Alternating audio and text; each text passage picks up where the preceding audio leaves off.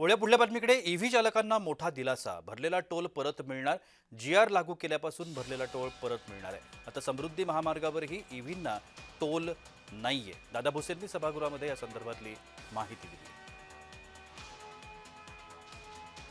हा जो विषय आहे हा इलेक्ट्रिक वाहनांना त्या ठिकाणी एक प्रमोशन मिळालं पाहिजे, प्रदूषण थांबलं पाहिजे, या दृष्टिकोनातनं टोलमध्ये सूट देण्याच्या संदर्भातलं हे धोरण आहे.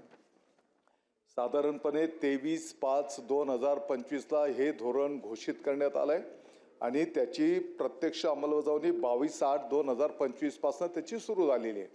आता जसं मी नमूद केलं की ज्या पद्धतीने परिवहन विभागाने ईव्हीचा फास्टॅग रजिस्ट्रेशन करण्याच्या पासून तर त्या टोल सिस्टममध्ये तो येण्याच्यासाठी या साधारणपणे 3 महिन्याचा कालावधी याच्यामध्ये तो गेलेला आहे आणि या कालावधीमध्ये तो टोल सिस्टममध्ये न आल्यामुळे कदाचित त्या वाहनांकडनं टोल वसुली झाली असेल आणि म्हणून आता ही सिस्टम आणखी जलद गतीने पुढे प्रोसीड कसं करता येईल त्याप्रमाणे त्या ठिकाणी कार्य केलं जाईल. मंत्री महोदय, गंभीर विषय. राज्य शासनाचं धोरण आहे की आपण इलेक्ट्रिक व्हेकल्स ई व्हेकल्सना जास्तीत जास्त प्रोत्साहन द्यायचं. राज्य शासनाने जीआर काढून नागरिकांना कमिटमेंट दिलेली आहे की तुम्ही ई व्हेकल्स वापरा, आम्ही तुम्हाला टोल माफी देऊ. आता जर काही टोल माफी होत नसेल तर एका प्रकारे आपण राज्यातील नागरिकांचं कुठेतरी दिलेलं आपण त्यांना शब्द मोडत आहोत.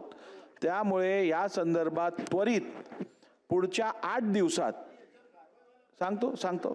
पुढच्या 8 दिवसात एकही ई व्हेकलकडनं जीआर नुसार टोल माफी ज्यांना पात्र असतील त्यांच्याकडनं टोल वसूल केला जाऊ नये. एक. आणि नंबर 2, आपल्याकडे चार्जिंग स्टेशन्स फार कमी आहेत ई व्हेकल्ससाठी. आपल्याला 120 वॉटचा चार्जिंग स्टेशन किमान तयार करायला लागेल जेणेकरून आपल्या गाड्या 25 ते 30 मिनिटात चार्ज होतील.